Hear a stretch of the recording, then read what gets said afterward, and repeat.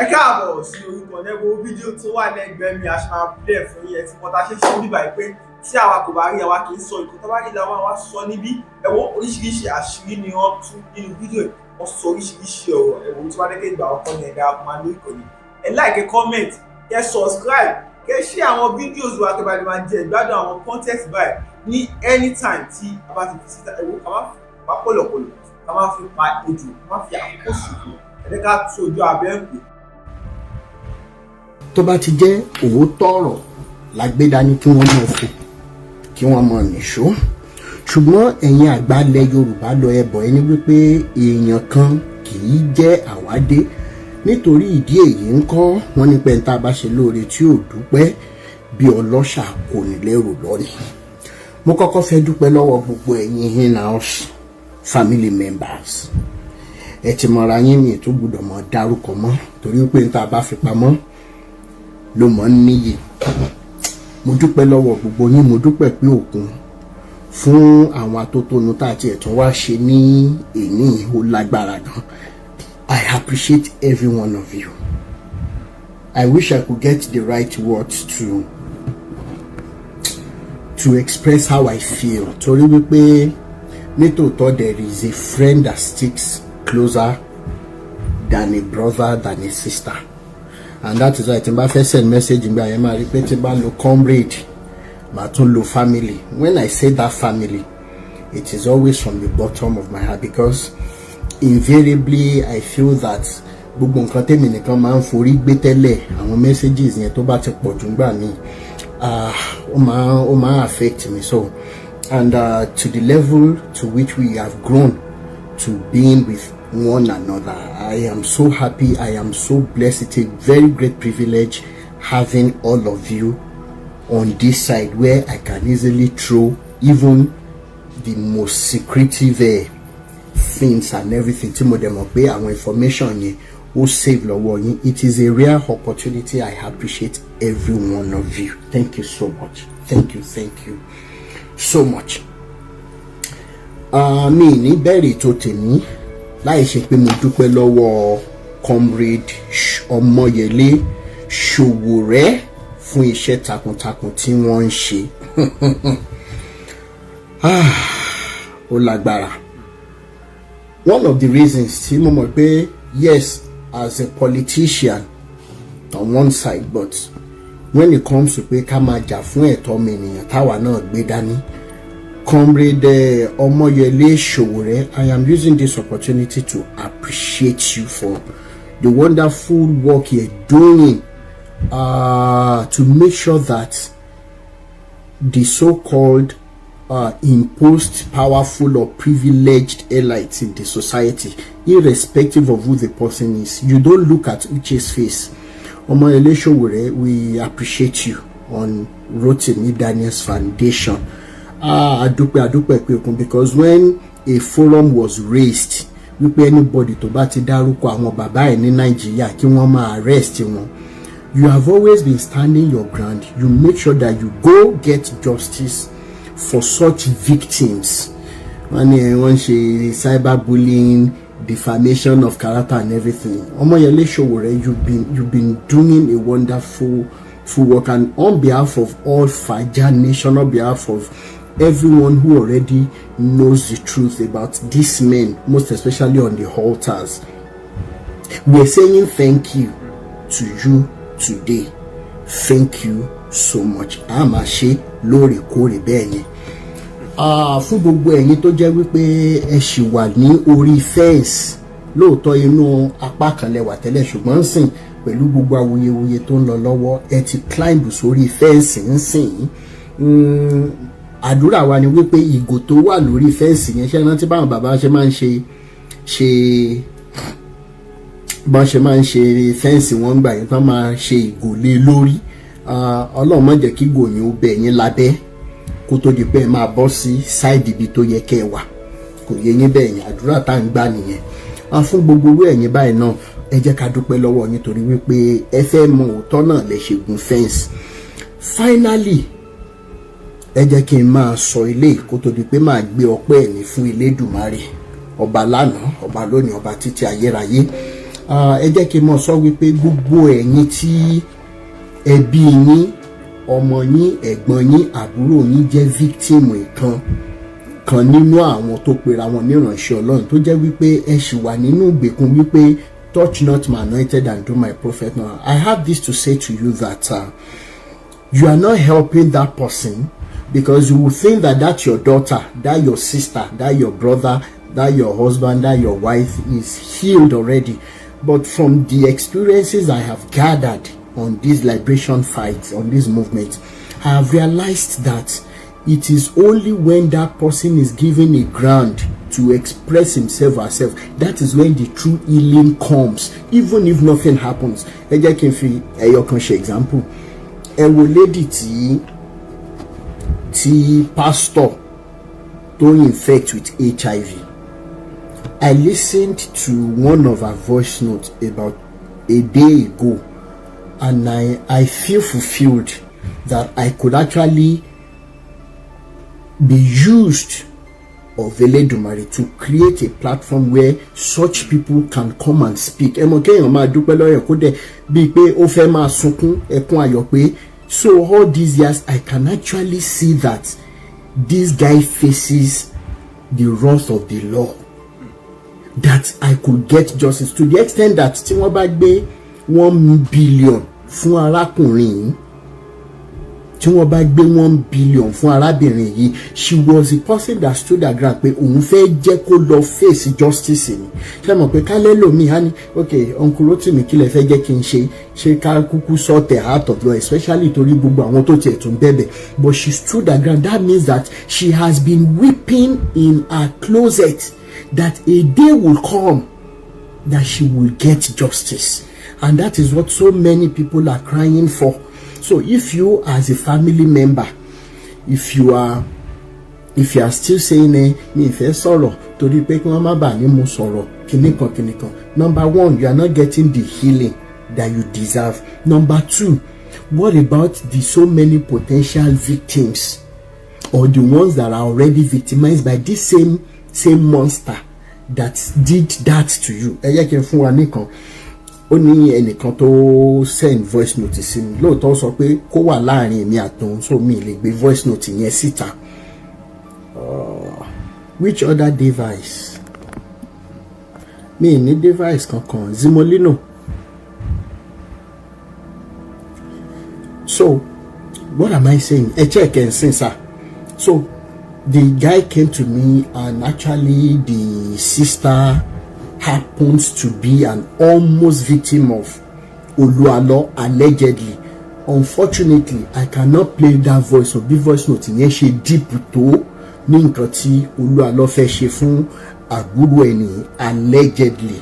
Mi lè play because ẹni yẹn already láti jáde. If I am able to speak with this guy to please encourage the sister to send a voice note to me, kò need kò dárúkọ rẹ̀, I will use a voice changer and I will post it. Bashimanshi, okay? So Mumbewa Monrowa, this is the time. Now is the time. And don't ever think that this job we're doing is easy. It's not easy at all. It can only get easier when so many of you can come up and help us with the mindset that we're not trying to bring anybody down. Christians, what we are doing indirectly is even the work of God. We're cleaning the body of Christ, we're washing it clean. Have you been to Jesus for the cleansing power? Have you been to Faja for the cleansing power? Are you washed in the blood of the truth? Are you walking daily by the Faja nation? Are you washed in the blood of the truth? Humanity, yeah. I wish you can be keyboard me working what play. That is what we're doing. So if at the end of the day that the body of Christ, or all these stories about Jesus, okay, if all these stories happens to be true, you have nothing to lose by even supporting us, because what it means is pastor to one fold or she, they will end up they will end up enjoying the service in the vineyard. So you have nothing to lose. So we're saying this so that you can encourage your brothers, your sisters who have been victimized, okay, by these people to come out. This is the time. And we're telling you, we're not asking for money to get justice for you. We are the ones paying the legal fees. Have you been victimized? Especially if you have all your evidences. Be bold, especially if, let's assume you don't even have the physical evidence. Can you stand in front of the person and say the details of what happened? Just like victim by Hezekiah, till tomorrow she's still ready to face Hezekiah and say, "Inte she fún mi lele ise, mo rántí dáadáa mo mọ̀ ni, ẹ̀yin náà dẹ̀ mọ̀." Tó jẹ́ pé tí bàbá Hezekiah gan bá fẹ́ ṣe, wọ́n ti fún wa ní ideology tán máa fi búra. Bẹ́ẹ̀ ni tó bá jẹ́ pé wọ́n ò ṣe. Mo ti ní gẹ àgbàlagbà kan tó sọ pé Hezekiah bá lóhun ò ṣe, tí wọ́n hà lẹ́jì kó ṣe yìí, okay, ẹ jẹ́ kó lo method láti fi búra. Tó bá dẹ̀ ṣe, at the end of the day, ask for forgiveness of this lady. We are not asking for too much. Ẹ jẹ́ kí n fún wa example. How many of you remember that I post Pastor Kumoluyi sometimes ago pé ẹ jẹ́ fún mi ní contact man yìí. Kí n tó sọ Jack Robinson, contact bàbá ti dórí table mi. Ẹ ló sa ọ báyìí o. Intemi àti wọ́n sọ kíní ti bò báyìí kò lè rí tàmọ́, tó dó bá ti dé kò tó rí tàmọ́. Mo ṣàmọ́ bá ṣe ṣẹ́tù ọ̀rọ̀ yẹn, kò dẹ̀ sẹ́ni tó gbọ́ details lẹ́nu mi, ẹ̀ẹ́dẹ̀ lè gbọ́ because tẹ́lẹ̀ bí bá ti mẹ̀ bí ẹ̀ tó bá ti mẹ̀ṣẹ́ ẹ̀ lẹ́ṣẹ̀ kò ní pẹ́ lórí ìkúnlẹ̀ la fi ń ṣe. Kẹ̀dẹ̀ mọ́ ṣe bẹ́ẹ̀ mọ́. Kẹ̀ mọ́ ṣe kíni? Kẹ̀ mọ́ ṣe bẹ́ẹ̀ mọ́. Thank you so much, Adeyinka Alashaadura. Yes, Baba corporate. Now finally, mo ní mo fẹ́ gbé ọpẹ́ mi fún Elédùmarè, ọba parí kíní kan porogodo mi àìmóríkì Elédùmarè mi ò kí ń jẹ́ kí n lè kí délédélé. Ọba tó ti wà káyé tó mọ̀ wà tó wà nígbà táyé wà tí ó mọ̀ sígbà tí kíní kan ò ní dún mọ́. Ọba mi gbìngbìn ni kì bá bọ̀ ọ̀rọ̀ tó ń fojoojúmọ́ sọra ẹ̀ lórúkọ tuntun ni. Àríwá àlà ọ̀bánilálejò mọ́ ọbọ̀ onílé. Òràn mọ́ ń ṣẹ́ fàyà tí òràn mọ́ ń ṣẹ́ fàyà rọ ni. Kì í tó bá ti pé di pé ọ̀rọ̀ ogun dé, kì í fi tìbọn ṣe, kì í fi tàdá ṣe, kì í fi tọkọ ṣe. Agbékújẹ mọ́ ràrùn ni. Aládé ògo ni. Aláàánú jùlọ ni. Elédùmarè tó ń gbàgbára lọ́wọ́ alágbára, tó ń fún àwa aláìlágbára lágbára, tó wá ń ti àwọn alágbára lọ́kànrin kése. Ọba onísùúrù fi sùúrù tán ni. Elédùmarè bàbá òkè bàbá lẹ̀. Wọ́n ní bí ògbò tún yọ agbòsí yọ, bí ògbòkè ya gbalẹ̀ ńlẹ̀, bí ògbórí omi àsìgbanú omi àsì kọjá lórí ọ̀hún òkè ńlá látòun ti náà mọ̀nàmọ́ná rẹ̀ tẹ́nìkan ò lè dádúró rárá. Ẹ sọ fún mi ta ló lè dàbí Elédùmarè yìí lójú ogun? Kò sí, tí ìbá ìṣòwò ní irú wa yóò ní mọ́ dún mọ́. Ẹ mọ̀ bá yin bàbá yìí. Gbogbo àwọn tó bá sọ wípé kò sí Ọlọ́run, àwọn pásítọ̀ lè ti tì wọ́n, ṣùgbọ́n tán bá sọ fún wọn pé kò sí Ọlọ́run, mọ̀ bọ̀ lórí péjì Awikoko, ó mọ̀ pé Ọlọ́run wà. Kì í ṣe Ọlọ́run tí wọ́n introduce sí yín. Elédùmarè yẹn aláàánú ni. Tí ó bá jẹ́ àánú ẹ̀, bóyá wọ́n tiẹ̀ ti fẹ́ give up gan lórí ọ̀rọ̀ Ọlọ́run yìí. Jẹ́ n sọ fún ẹ lẹ́nìí, if there is anything whatsoever, Nigeria is a case study to show the existence of the Almighty Elédùmarè. Màá ṣàlàyé ẹ̀ fún yín. If you consider income and expenditure in Nigeria as a family man, as a family woman, as a single father, as a single mother, asọmọléèwé gan fúnra ẹ̀, ìwọ tó jọmọléèwé, èèyàn mélòó ni wọ́n pa ní skul ẹlẹ́nujọ́ mẹ́ta ẹ̀?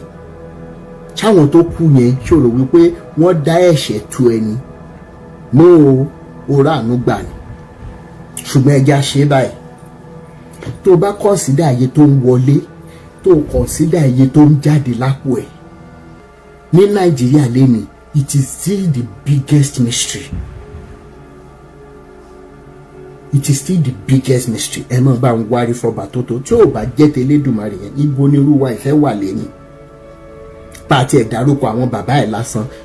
In tí wọ́n gbé mi, tí wọ́n gbé jẹ gan lásán ti tó pààyàn. Ṣùgbọ́n Ọlọ́run ọba mi sọ pé òun dẹ́ṣẹ̀. The strength of any nation, from what so many of us who are Nigerians have seen outside Nigeria, the strength is not in religion. The strength is not in the domineering God that they are calling on. It is not even in the number of churches, mosques, or isheshe, wherever that is being set up. It is in the strength of a working constitution, the youth, and how human the golden race. Whitey, thank you so much for that gift. I really appreciate you. Thank you so much. Now look at it this way. If all of the things we are enjoying in this country stand sour, if they happen to be religious like we are in Nigeria, ibo lemi ati e ma wà lẹ́ni tá lè máa ṣiṣẹ́, tá dẹ̀ lè máa bọ́ ìyá àti bàbá tó jìyà lórí wa. Báwo la ṣe lè bọ́ ẹbí àti ará, especially ẹ̀yin tẹ́ bá ní power and heart for giving, because no matter how much you want to give, if you don't have, you can't give. Unfortunately, so many of us as Nigerians, we are merciful people, we are loving people, we are selfless people. More than often times, baby, religion. So are they originally? This is who we are, or we were in Africa generally. We love giving, we love everything. That is why I say, téèyàn kan bá wá sórí social media lẹ́ni, òun làwọn kan fi ń gbowó lówó. Máa gbé bọ̀bọ̀ kan wá sórí live video wa very soon. He is a blind person, but he plays saxophone. Now, a company in coalition with another organization, wọ́n organize the competition. Wọ́n dẹ̀ sọ wípé first person, the winner will go home with 1 million. I don't know how long it has happened. Wọ́n ti gbé kéèsì yẹn wá sọ́dọ̀ mi. As I speak now, months or even almost a year, only 500,000, 450,000 náà fún winner. Bọ̀bọ̀ ìtẹ́ni tẹ́ ẹ mọ̀ pé ó blind. Ẹ̀yin tẹ́ ẹ dẹ̀ lójú méjì tún fi wọ́n ṣe organization of program. Organizing a program. Ẹ tún lè fún wọn ní tẹ́ promise wọn. Ọlọ́pàá máa bá wa dá sí. Bẹ́ẹ̀ ni òfin máa bá wa dá sí. Because tẹ́ ẹ bá ti gba owó yẹn, tẹ́ ẹ bá ti ná, èmi ń promise yín pé lọ́gògógógó yín a máa fàjà, a máa pọ̀ lọ́fun yín, ẹ máa pọ̀. Both home and abroad, mo ti get details company yẹn, mo ti get details àwọn òṣìlòṣì olórí burúkú yẹn, that somebody is blind, ó tún wá ń lo gift ẹ to make people happy. Ẹ dey organize the program 1 million, ó ti win, ẹ fún ní 1 million ẹ rówó yẹn kó sílẹ̀, and àwọn tẹ́ ẹ jọ ṣe bóyá wọ́n ti fún yín lówó yẹn, ẹ̀yin ò tú síta tó rẹ̀ ti rò pé bóyá wọn ò ní ẹni tó lè bá wọn sọ̀rọ̀ sókè. Awikoko ti dá sí báyìí, ẹyẹlé ló ń bá yín fẹsẹ̀ tán tẹ́lẹ̀, adìẹ ti kẹsẹ̀ bọ̀ báyìí, ewúrẹ́ gan ti ń ṣe wọ́n ti ń ṣe sí. Now what am I saying? Gbogbo ẹ̀yin tẹ́ wà ní diaspora, tẹ́ ṣì wà ní ẹ̀yìn àwọn ọrú Táíwò Òjó, Sam Òjó, Ọdẹ́kúnlé Prophets and everything, mo fẹ́ fi tọ̀wọ̀tọ̀wọ̀ sọ fún yín lẹ́ni wípé ẹ wà lára àwọn tó ń ba ayé wa jẹ́ ní Nàìjíríà. I am telling you the truth. Ẹ̀yin náà mọ bí nǹkan ṣe rí nílé. How could you be encouraging irú àwọn people yìí to be buying massive land for prayers? Ṣé prayer ló ń ṣiṣẹ́ ní Germany? Ṣé prayer ló ń ṣiṣẹ́ ní UK? Ṣé prayer ló ń ṣiṣẹ́ ní Scotland? Ṣé prayer ló ń ṣiṣẹ́ ní France? Ṣé prayer ló ń ṣiṣẹ́ ní Canada? US wá ń bíbà yìí, ṣé prayer ló ń ṣiṣẹ́? It is not. Ẹ̀yin Muslim, ṣé prayer ló ń ṣiṣẹ́ ní Dubai? Ṣé prayer ló ń ṣiṣẹ́ ní gbogbo ìlú tẹ́ ń lọ as Muslims? Finally, if the government of the day, and this is where it gets so dicey, during the days of Jonathan, maybe the pastors, maybe the Christian body, they were given free hands. They were allowed to do whatever they wanted to do. Bóyá wọ́n tiẹ̀ tún cancel private jet parking fee during the days of Jonathan, and this is one of those things that they used against Jonathan. Buhari dẹ̀ dé, wọ́n ṣe àwọn nǹkan kan, wọ́n ṣe àwọn adjustment kankan pé ẹni tó bá ti ní private jet gbúdọ̀ máa san owó kìnnìkan. Ẹ̀yin olórí burúkú pásítọ̀ tẹ́ ẹ mọ̀ pàṣán torí mo ti wà lẹ́rẹ̀ báyìí kẹ́ẹ̀tìrì ọ̀rọ̀ yóò gbójú lásán mọ́. What am I saying? Now Tinubu is there. How many of you saw the video tí mo ṣe fún Tinubu pé Mr. Tinubu ó tiẹ̀ import 2,000 tractors? Adúpẹ́ pé òkun torí wípé ẹ̀yin àgbàlẹ̀ lọ́lẹ́bọ̀ lẹ sọ wípé tẹ́bí bá ti kúrò nínú iṣẹ́ ti bùṣe. Ẹ jọ̀ọ́ ẹ máa bá wa power tap. Inú mi dùn pé some people now came to me wọ́n ní wípé gẹ́gẹ́ bí ọmọ Yorùbá táwọn jẹ́ àwọn ń bínú sí mi tẹ́lẹ̀ bó tiẹ̀ jẹ́ pé èmi inú wọn sọ pé wọn ò mọ̀dí tóun ṣe ń bínú sí mi ṣùgbọ́n torí òótọ́ tí mo sọ yìí torí àwọn rí fídíòsì mi before election tí mo sọ wípé kì í ṣọ̀rọ̀ Tinubu kì í ṣọ̀rọ̀ Àtíkù kì í ṣọ̀rọ̀ Peter Obi. Ẹ jẹ́ kí gbogbo àwọn ọmọ Nàìjíríà bẹ àwọn olóṣèlú wa tẹ́ ẹ bá lójú àánú mẹ̀kúnnù ẹ jọ̀ọ́ torí Ọlọ́run ẹ jẹ́ ká change constitution tá a fi ń govern ara wa. Now normally we are not supposed to be thanking Tinubu, but that is where we have found ourselves. Tó jẹ́ wípé tí politician tó jẹ́ pé responsibility in the first place is to create some things in the society. Tí wọ́n bá ti wá ṣe torí wípé ó ti pẹ́ tá ti rí àwọn politicians tó jó lóòótọ́. That is how we have pushed ourselves.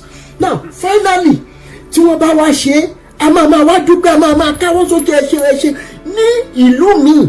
Níbi tí ó lè dé tó bá ń drive lórí highway tí nǹkan kan bá ṣẹlẹ̀ tó bá ṣẹlẹ̀ sí ẹ wọ́n máa question ẹni tó gba contract yẹn ẹ̀wọ̀n ló ń lọ insurance bẹ́ẹ̀ cover ẹ. Unfortunately wọ́n ti wá sọ wá dẹranko pátápátá even in Nigeria, most especially in Nigeria. Ìtorí ẹ̀ ló jẹ́ pé káyé gan bá rọ̀ wá lọ́rùn gbà mí a máa ń feel bákan. Ẹ jẹ́ fún wa l'example.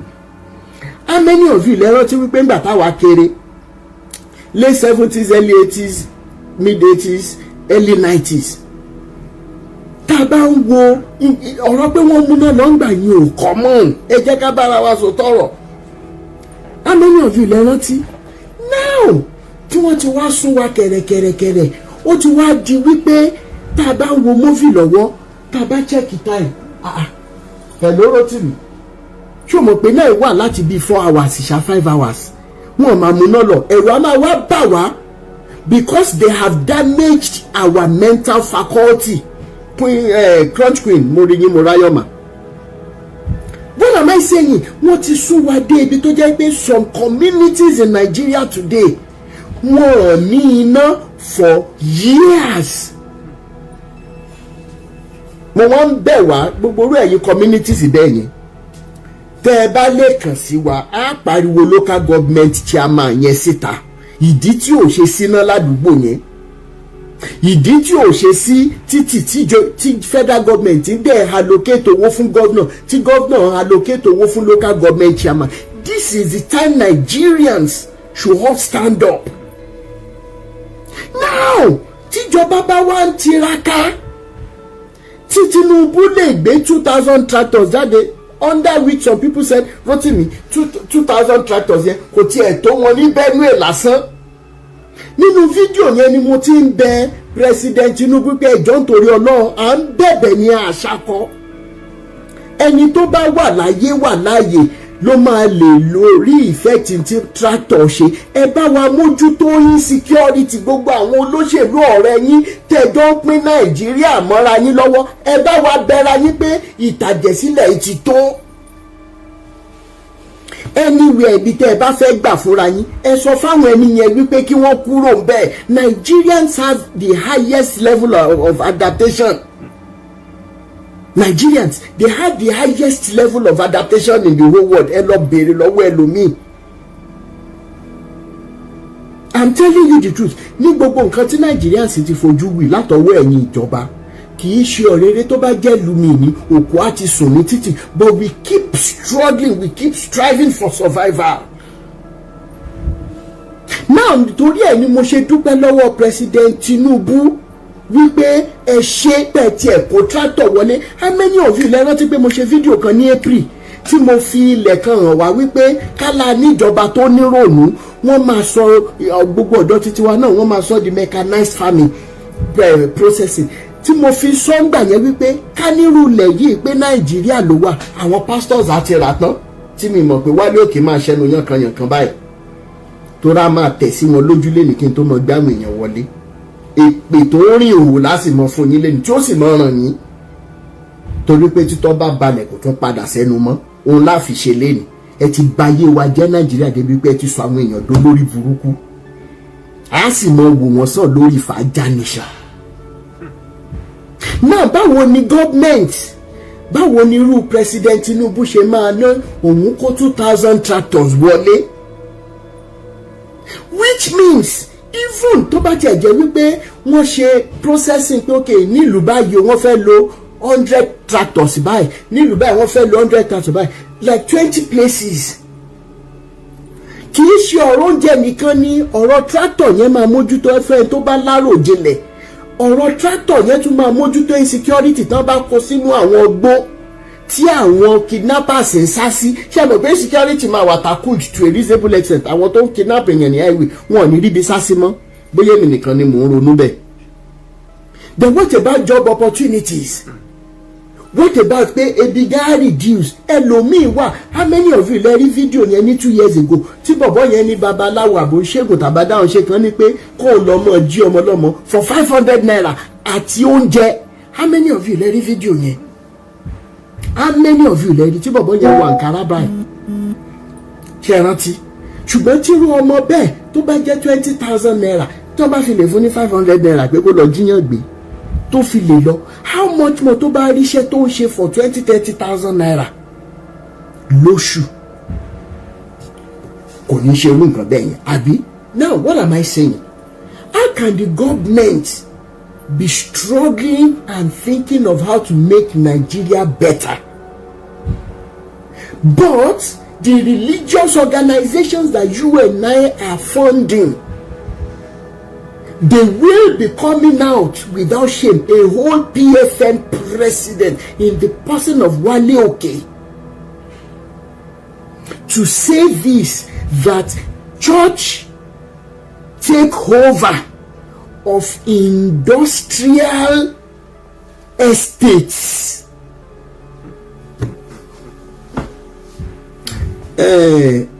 Hello, Tanimola Logistic LLC. Mma fi tọ̀wọ̀tọ̀wọ̀ dá yín lóhùn lórí comment ẹ ṣe, when are you going to be posting Muslim cleric? Mma fi respect dá yín lóhùn torí pé ó like kò jẹ́ wípé ẹ new lórí platform wa máa fún yín benefit of doubt yẹn. Number 1, tẹ́ bá rí cleric or Muslim cleric tó gbá bàbá yín or tó bá ìyá yín sùn nígbà tí ìyá yín wà tí ò sọnù kiri, ẹ mú evidence ẹ wá sórí Rotimi Daniels Foundation kẹrù bóyá àní rọ̀ọ̀nẹ́. Tó bá wá jẹ́ pé ìyàwó yín ni cleric, Muslim cleric yẹn bá sùn tàbí tó tẹ̀ lọ́yàn tàbọ́ ọmọ bíbí inú yín ni wọ́n bá sùn, ẹ mú evidence ẹ wá kẹ wá wò bóyá àní rọ̀ọ̀nẹ́. Ṣé mo ti dá yín lóhùn dáadáa? However, tẹ́ bá fẹ́ mọ̀ nípa gbogbo rọ́ tó wà nínú Quran àti Muhammad, ẹnìkan ò kì í jáwàdé, ẹnìkan ò lè dá gbogbo iṣẹ́ yìí ṣe. Mo ní pé kẹ́ ẹ máa lọ sórí péèjì tí wọ́n ti ń ṣe, mò ń sọ lójoojúmọ́, tẹ́ bá mọ̀ tẹ́ ń ṣe torí yín pé tí ì ṣe pé bóyá ẹ̀kan fẹ́ wá distract wa, torí pé lórí burúkú yín aṣèrè yín tribalism àti religion náà lè fi báyé Nàìjíríà jẹ́ débi tó dé, torí wípé àwọn agbésùmọ̀mí ò dẹ̀ tí ì pa yín ní ìyá wọn, tí ì pa yín ní bàbá wọn, tí ì gbé yín lọ́mọ wọn, tí ì báyàwó yín sùn níṣojú yín, ọ̀ kí wọ́n bá ọmọ yín sùn níṣojú yín, lẹ̀ṣẹ̀ wá ń sọ̀sọ̀kúsọ báyìí torí yín bá pé tẹ̀ mọ́ tẹ̀ ń ṣe. Is it all about tribalism or is it all about religiosity? You think we are religious based on our platform? Kẹ́ ẹ tó lọ ṣe comment lórí platform next time, ẹ kọ́kọ́ lọ find out pé kí náà ń ṣe lórí platform yìí tẹ́ bá mọ̀ tẹ́ ń ṣe. Tẹ́ bá máa béèrè question yẹn next time, ẹ understand ìtàn ṣe lórí platform yẹn. Kí ẹ̀ tẹ́ Ọlọ́run ṣe fún yín ní ẹnu kan àtẹ́tí méjì kẹ́ ẹ máa lò proportionately lọ́ra láti lọ́ra láti yára láti gbọ́rọ̀ lọ́ra láti fèsì.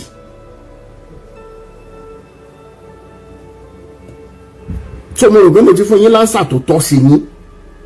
You are a victim of any Muslim cleric. Ẹ gbé wá fún wa pẹ̀lú evidence. Tẹ́ ẹ bá ní evidence lọ́wọ́ ẹ fún wa ní ìwé pé ẹ lè dúró sọ níṣojú Muslim cleric yẹn.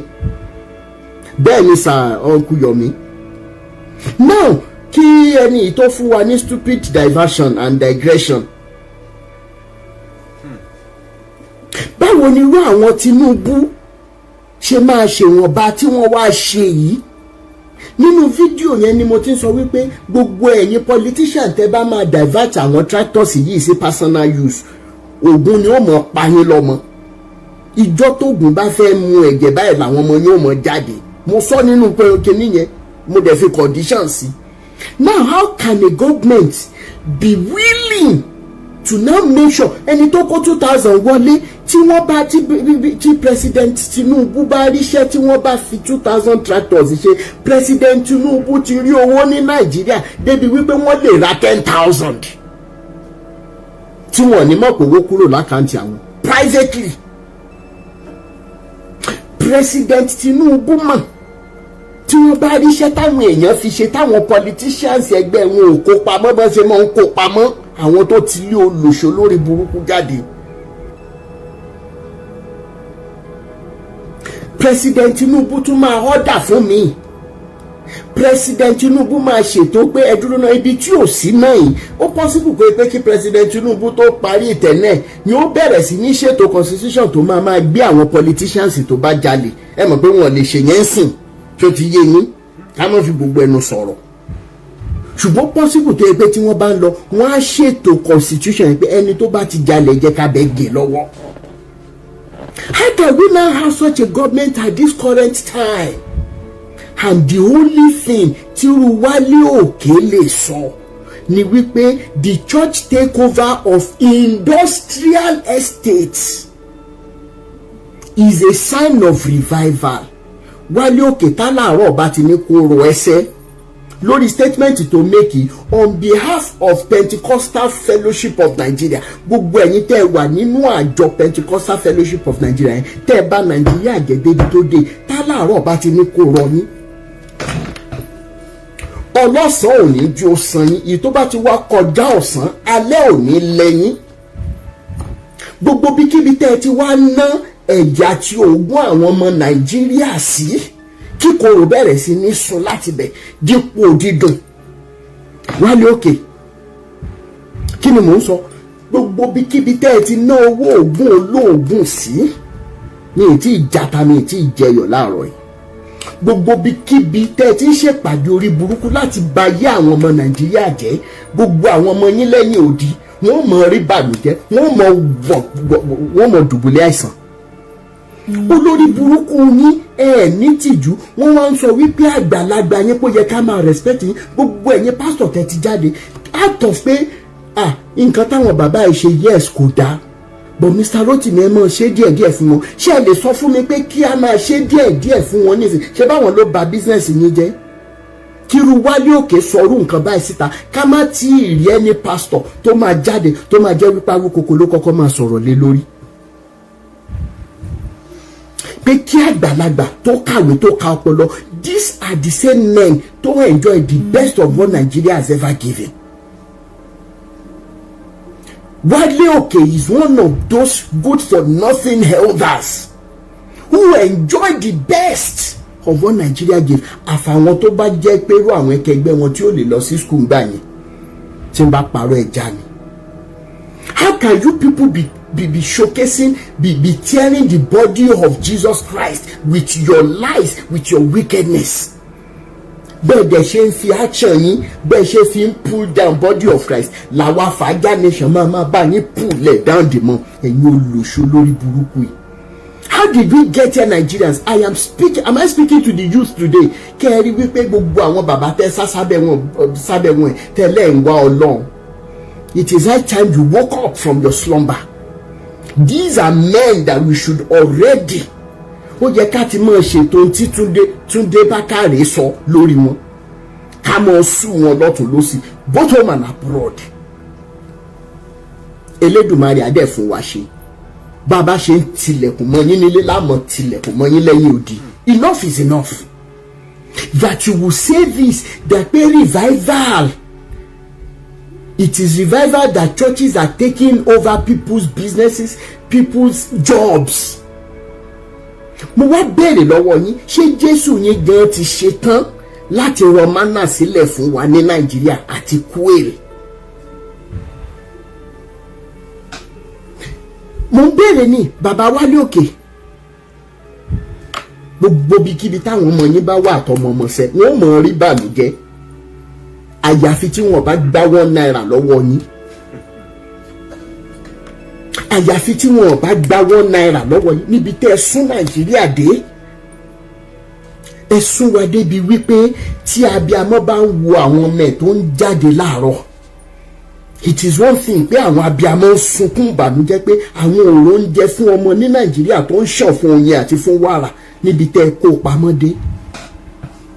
It is another thing pé abiyamọ máa rò pé ṣóun sì máa rá àwọn ọmọ yìí, ṣóun sì máa rí àwọn ọmọ òun tó ń jáde yìí. Ó wá di wípé nígbà táwa kéré tá a bá tètè wọlé wọ́n ti mọlé ọ̀rẹ́ wa tá a wà. Ẹ lọ pè wá Rótìmí ń gbá bọ́ọ̀lù nílé àwọn ọ̀rẹ́ ẹ̀ ní gbàdá lẹ́nu. Thank you so much Gorilla Boy, thank you so much.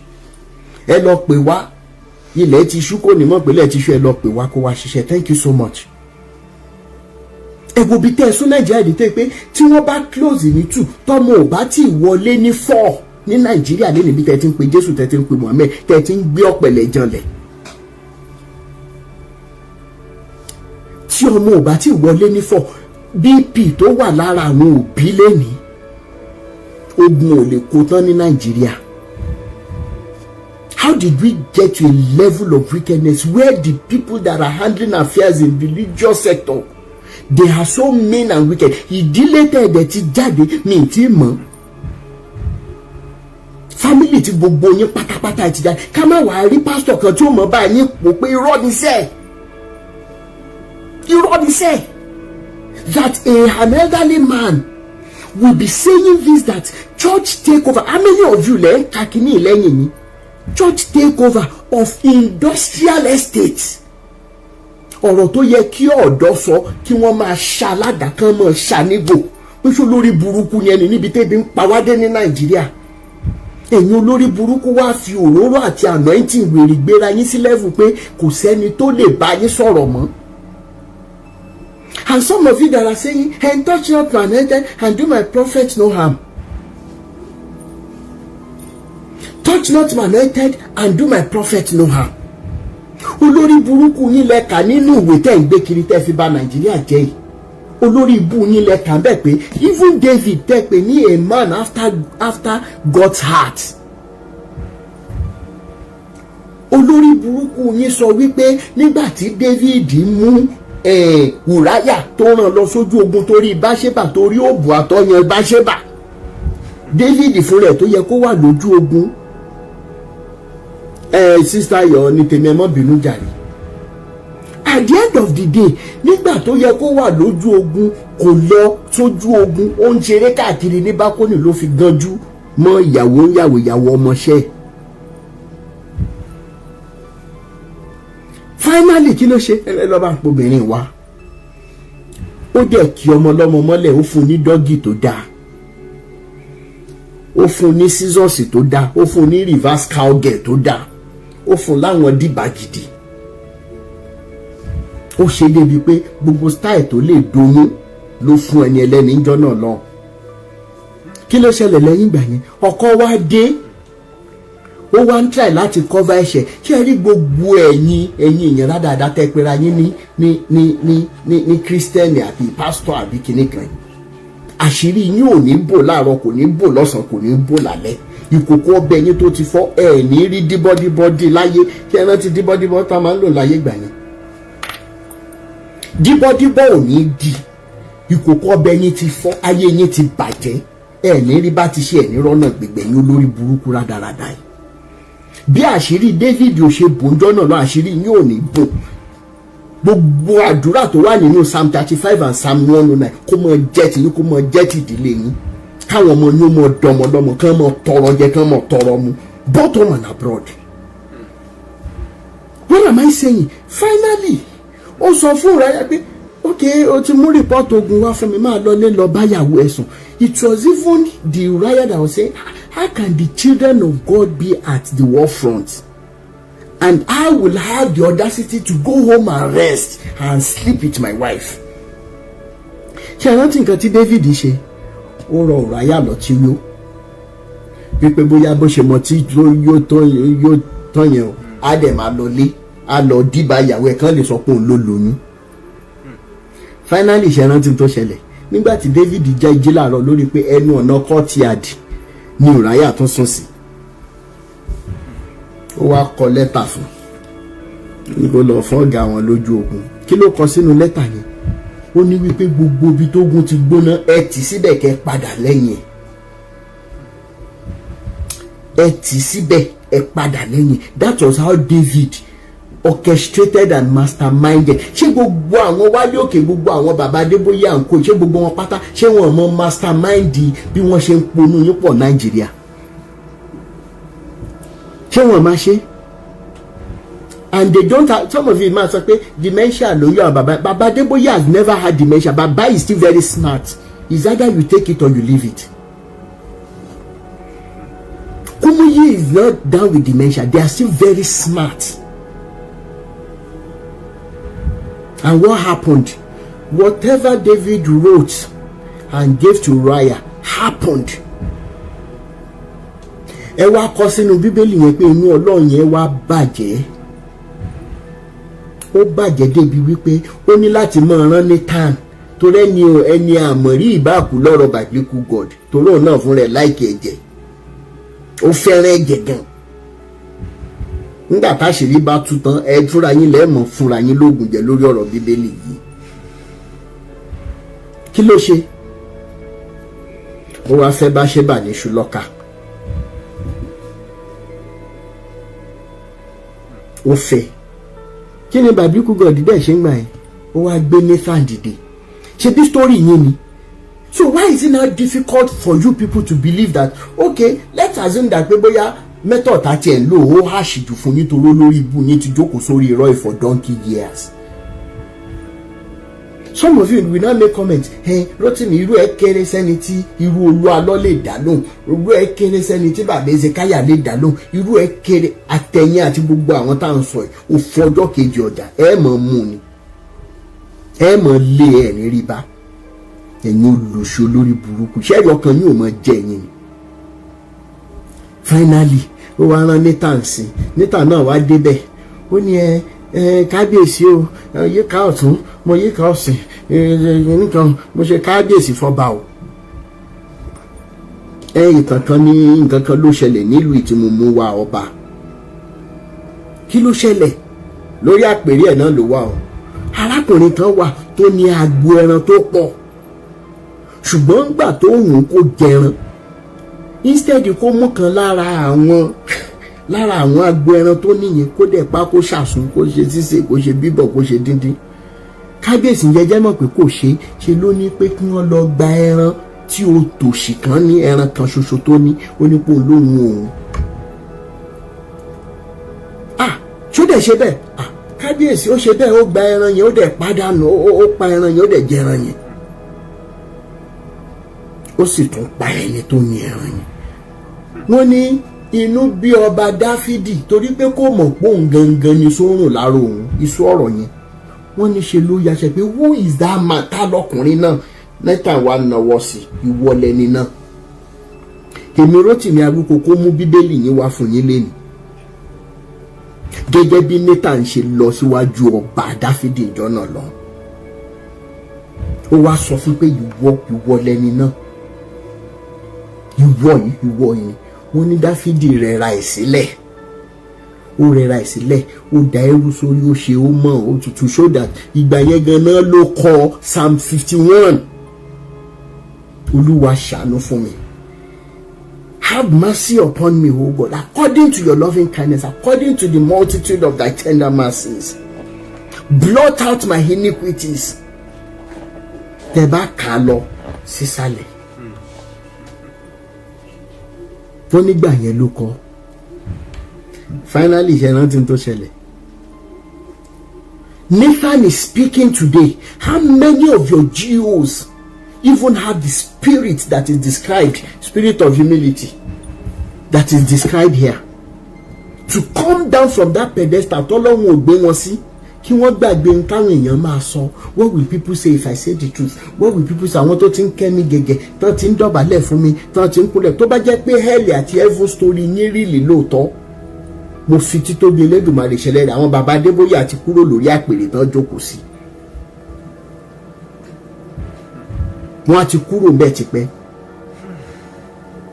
Torí wọ́n á máa rántí orin tán fi dè wá mọ́lẹ̀. Ràn mí lọ́wọ́ kí n má ṣe sọ ilépa mi nù.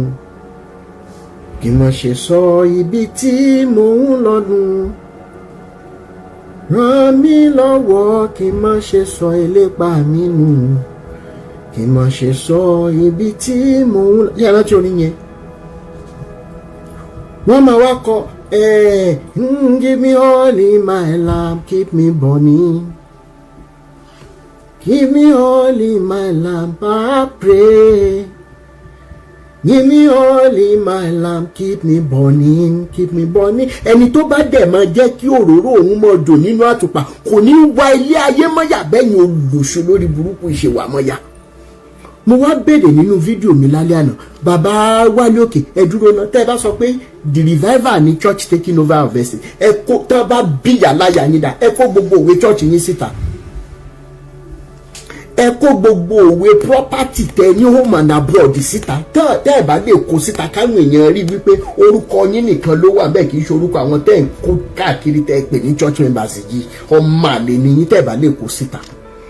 Because the body of Christ requires transparency now. Tẹ́ ẹ bá ti lè kó síta, ọmọ àlè tó tó yín láyé yìí ò sì ní challenge yín. Ẹ kó òwe tẹ́ ẹ sọ pé church is taking over estate. Ẹ kó gbogbo òwe church yín síta home and abroad. Ẹ kó síta tán bá bíyà láyà yín dà. Kẹ́ jẹ́ káwọn èèyàn lórúkọ tó wà ń bẹ̀. Bẹ́ẹ̀ ni wọ́n mọ̀ pasán ni. Wọ́n tiẹ̀ ti ń pasán yẹn ọ̀rọ̀ bí olóò jẹ́ kírú ọ̀rọ̀ rádaràda ẹ̀ máa jáde lẹ́nu wọn. Òun ló jẹ́ kí ọ̀rọ̀ jáde, kírú ọ̀rọ̀ báyìí jáde lẹ́nu àgbàlagbà tó wà ní Nàìjíríà nígbà tí wọ́n ń fáwọn èèyàn ní tíkẹ́ẹ̀tì owó oúnjẹ ní University of Ibadan. How many of you lè rántí? Wọ́n ń fún àwọn student ní owó tíkẹ́ẹ̀tì oúnjẹ, tíkẹ́ẹ̀tì bọ́ọ̀sì. Èmi ń wọ bọ́ọ̀sì nínú UI tá a máa ń lo tíkẹ́ẹ̀tì pink kan báyìí tó tíìkì kan báyìí. Tí kìíní bọ́ọ̀sì yẹn máa ró, tẹ́ bá ti sọ tíkẹ́ẹ̀tì yẹn sílẹ̀ máa ró, ní kìíní yẹn máa ró lẹ́ máa wọnú bọ́ọ̀sì tí ò sí cheating rárá. Èmi yẹn experience yẹn. Àwọn ògbèrè olórí burúkú tó jẹun náà lélẹ̀. Àwọn ẹgbẹ́ wọn ń kàwé, àwọn ń ṣòṣì kiri bí ẹran aṣẹ́wó. Wọ́n dé stage kan wọ́n lọ́lọ́ ń pe àwọn. Ṣé ẹni pé àyìn àtọ́lọ́ yín olórí bu ni gbogbo yẹn ní olùṣe aláyé bàjẹ́. Àwọn èèyàn wá ń gbàdúrà pé wọ́lọ́m gbogbo alónigbó fún ibi, gbogbo agbára tó fẹ́ lónigbó fún ibi. Ẹ mọ̀ pé Wálé Òkè wà lára àwọn alónigbó fún ibi. Ẹ mú sẹ́kẹ́tìrì yín, ẹ dì níbà ẹ dó lóyún. Gbogbo ẹ̀ ló wà lórí ẹ̀rọ ayélujára.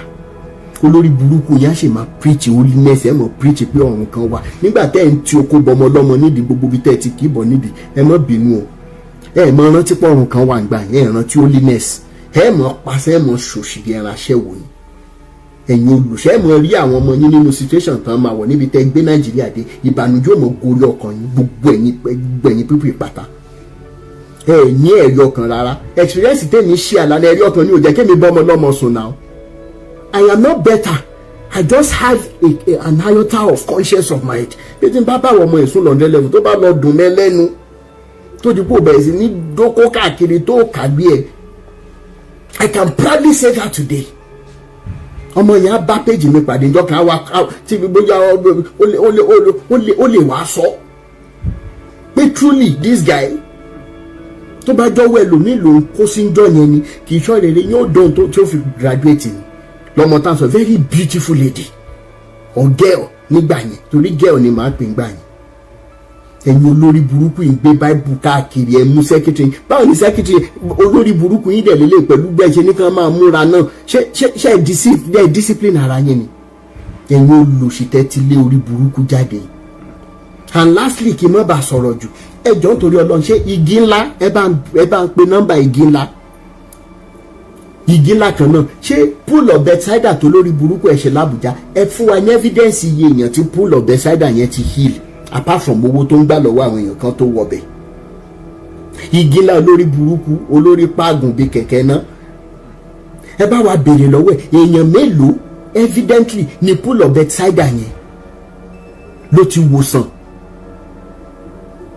Ọ̀yá kìlómẹ̀, are you ready to make us investigate àwọn tó olóòjì dìde nínú sàòkú? Ọ̀yá kìlómẹ̀, are you ready to allow us to investigate? All of you will never know peace.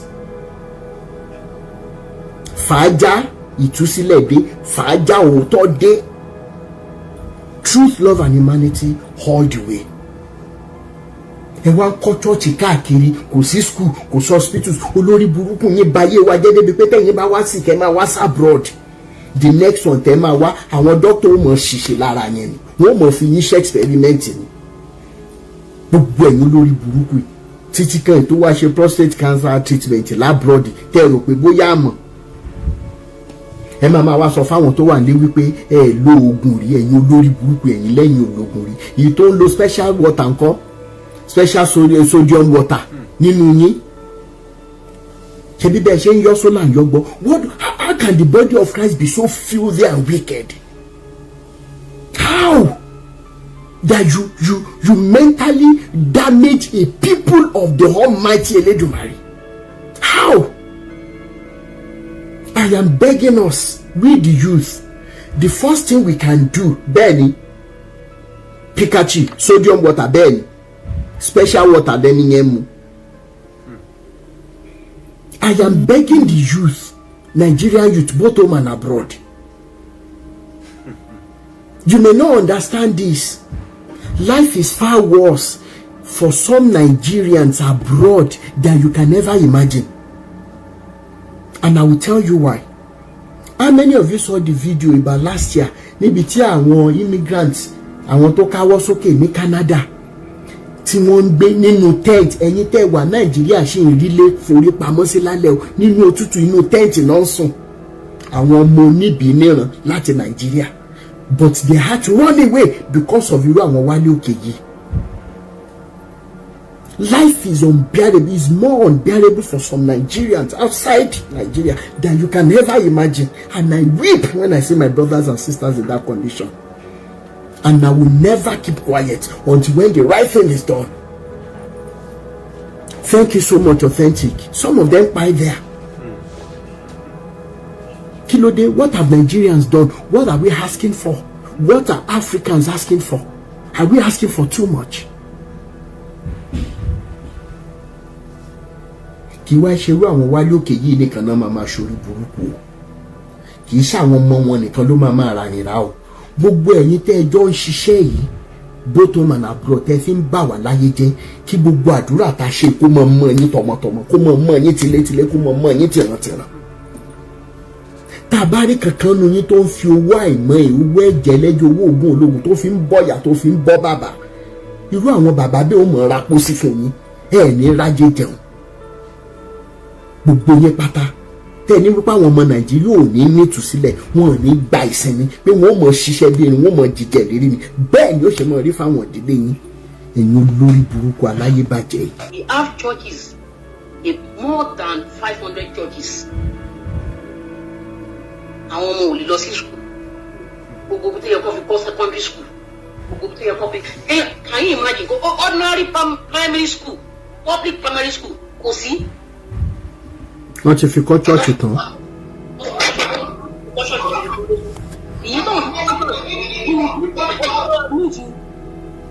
Èyí tí wọ́n fi kọ́ ṣọ́ọ̀ṣì, sọ́ọ̀lì èyí tó fi kọ́ ṣọ́ọ̀ṣì nínú ilé yẹn bẹ̀ chọ́ọ̀chì wà ń bẹ̀. Kò sí primary school ẹyọ kan báyìí nínú gbogbo community yẹn. Ibi tí èyí tẹ́ ẹ máa rí òun ni private, ẹ jọ èèyàn mélòó ló lè afford private school ibi tí Nàìjíríà lọ́wọ́ yìí. Iná gan kò sí iná. And they keep building churches every day. My voice one is people every day lọ́dọ̀ ń pè wọ́n. ẹ wo fídíò man tí ẹ sẹ́ndì sí mi yẹn tó jẹ́ pásítọ̀ rìdíìmù so táwọn èèyàn rìkọ́dì nínú bọ́ọ̀sì ẹ wo bí táyé ẹ wo bó ṣe rí. àwọn ti bá ti yẹn mọ́ gìnà ṣé ẹ̀yin ò rí ni. mo rí. ó ti ya wèrè sí títì ara nǹkan tẹ máa ń tẹ̀ lè máa yín tì ṣé wọ́n fẹ́ sọ pé wọn ò rí títì bó ṣe ya wèrè yẹn sí títì. táwọn èèyàn dẹ̀ sọ nínú bọ́ọ̀sì yẹn pé redeem member ni o. ṣèbí wájú redeem ló wà. bẹ́ẹ̀ni. ẹ̀yin ò rí ni.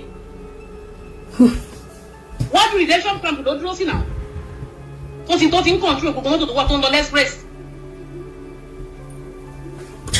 kò sí common school ẹyọkan ní community yẹn dé pé ìjọba ló kọ́ kẹ wá wo bí ebi ṣe ń pa àwọn èèyàn ẹ̀jẹ̀ ń kọ́ churches ẹ̀jẹ̀ ń kọ́ kiri. ṣé ọlọ́run tó wọ́n pé kọ́ church yẹn ṣé ó ní kọ́ máa kọ́ school tí wọ́n á fi ní knowledge ni tí wọ́n bá jẹ́ sọ̀rọ̀ wọ́n á ní pé ọmọ èṣù ni wọ́n.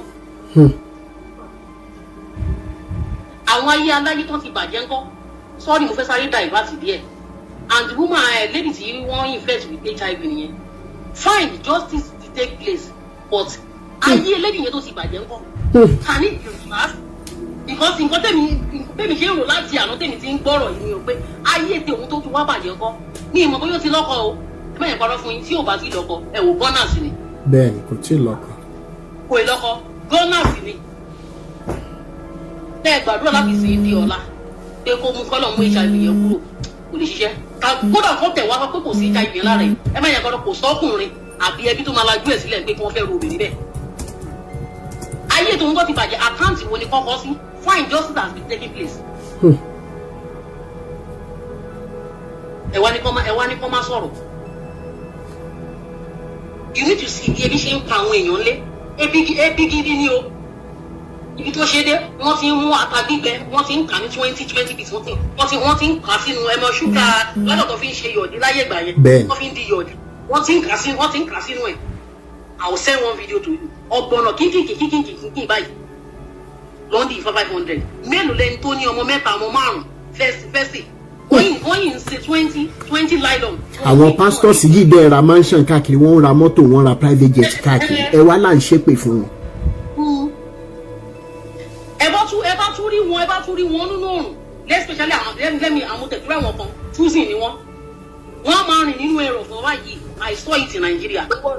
túsìn kẹ̀yẹ́ ló wọ́ olórí burúkú ni wọ́n máa rìn kiri báyìí wọ́n jẹ̀ máa làágùn bọ̀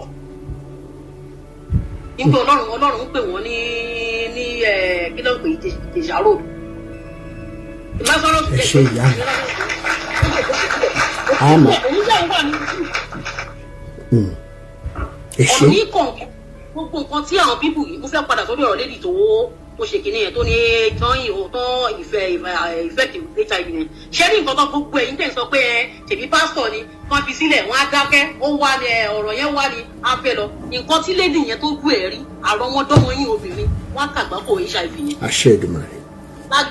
lágbára ìgúnlẹ̀ àwọn abiyamọ ó ti di ọmọ sọnù nílùú Nàìjíríà yẹn sọ pé kí ló kàn pẹ̀lú ẹbí ẹlẹ́ni ọmọ ẹ̀mí èèyàn náà pé ṣé tó máa fi ọkọ fúnyàn tí mọ́tẹ́jì bá wọ̀ mọ́ fámìlì rẹ̀ gbọmọ ẹ̀ padà ẹ wá ní kí ló kàn pẹ̀lú ẹbí ẹlẹ́bí láì ṣe ẹran yẹn ò gbọdọ̀ sọnù nílùú òyìnbó kéèyàn má wà. nǹkan báyìí lẹ́ẹ̀ máa kàgbákò. àṣẹ Èdùmàrè ẹ ṣe ìyá mi. ṣe rí mo ti sọ̀rọ̀ rí mo dẹ̀ tún máa tún sọ wípé Ọlọ́run ló ń lò this is not telling you that for sugar coated mouth. ṣe rí ti gbogbo àwọn tí wọ́n para wọn ní ìránṣẹ́ wọn láti gbọ́ má advice pé ẹ̀yin náà má gbà àwa náà dẹ̀ nígbà àwa kan táwa náà gbàgbọ́ wípé a rí etí ìwà mímọ́ Ọlọ́run dì náà gbogbo àwọn nǹkan tẹ̀ ń sọ wọ̀nyẹn ẹ̀kọ́ church mo wà lórí òkè kan lọ́jọ́ kan wàhálà tí mo gbé lọ sórí òkè yẹn ìbànújẹ́ tí mo gbé lọ sórí òkè yẹn mo ṣàwò pé Ọlọ́run máa ṣàrí ẹ lórí òkè kí n tó padà wá ìgbà tí bàbá yẹn máa gba microphone bàbá tó lórí òkè yẹn bàbá yẹn ní òun polórin kan ẹgbẹ́ olórin yẹn níye báyìí lóun fẹ́ gbà wípé òun kò ló ti ráyè tóun fẹ́ polórin kan tó ń tẹ́ pé owó tóun fẹ́ fi kọ́ orí òkè òun wá kiri.